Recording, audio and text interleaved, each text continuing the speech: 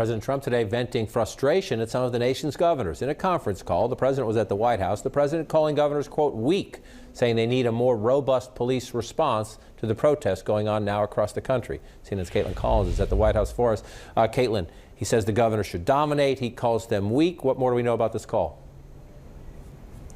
Yeah, and he said that Minnesota turned into the laughingstock of the world for how officers there handled those several nights of protest and riots that we saw breaking out, John. This is a really remarkable call, and CNN has obtained the audio. It's a call the president just had with governors, with law enforcement officials, with national security officials, and he was on this call and he chose to start it by lashing out at these governors, telling them that most of them have been weak and that they need to start cracking down on the protesters who are turning violent in the streets of their cities. He says it is making the United States the laughingstock of the world. Listen to this really remarkable audio that CNN has obtained.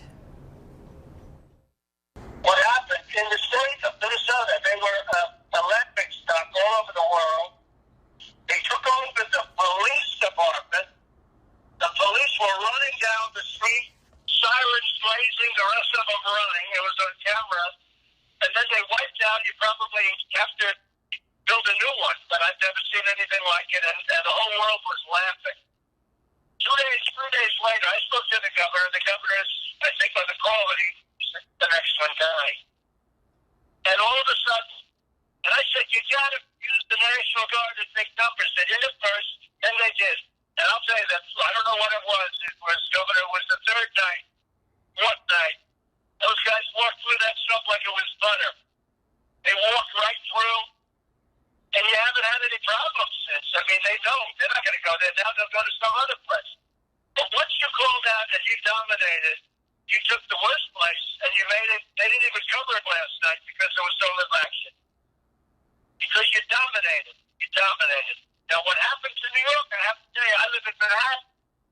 What's going on in Manhattan, I have no idea. New York's finest, they got to be allowed maybe to do their job. I don't know what's happening in Manhattan, but it's terrible. And because it's New York, because it's Manhattan, it gets a lot of press. So they really spend a lot of time on it. But New York has got to have to toughen up. And we'll send you National Guard if you want. You have the largest police force in the country, 40,000 people, I understand. But what's going on in New York is terrible. It's terrible. Of all the places. What went on last night in Los Angeles with the stores and the storefronts is terrible.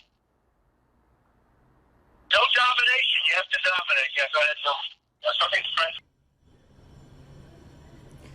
And he says there at the end, John, that they have to dominate and start imprisoning some of these protesters who are turning violent. He said otherwise they are going to look like jerks. We should also note that the governor of Maine told the president that they were uncomfortable because he is scheduled to visit the state on Friday because of the security concerns. And the president said that because the governor of Maine was trying to convince him not to come, that now he was coming for sure.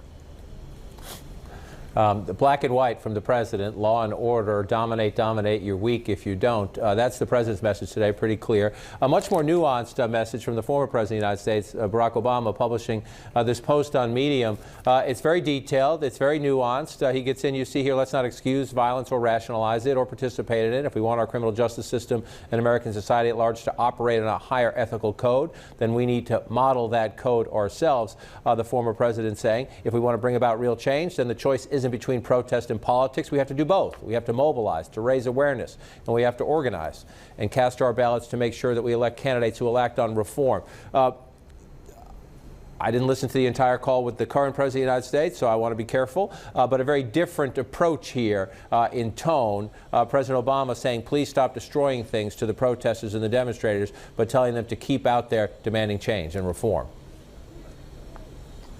Yeah, this is the second statement that former President Obama has issued. He first issued one about 3 days ago. This one is much longer, and it's basically telling these protesters what to do moving forward, telling them to organize, telling them to mobilize and start voting as a way to respond to, of course, the death of George Floyd. And it's really notable hearing him speak out like this with this statement, because this comes as there is a serious internal debate, John, happening inside the White House over what the president should do next. Some people say they have not heard from him enough. He did addressed this after that space launch on Saturday. I was with him down in Florida, but he has not had an address dedicated solely to the death of George Floyd and the protests that we have seen breaking out across the country and the rioting as well. Instead, those messages have mainly come from tweets in addition to what he said on Saturday. And so the question is right now internally, should he do some kind of Oval Office address? Should he do a Rose Garden address? Should he just do something to speak? And there are some people advocating for it. He's hesitant, though, because of his last Oval Office address on coronavirus was widely criticized because he made several inaccurate statements within just a matter of minutes. But then some people are encouraging the president that he does need to go out there and he does need to say something because he is the president. And of course, the nation is in crisis right now.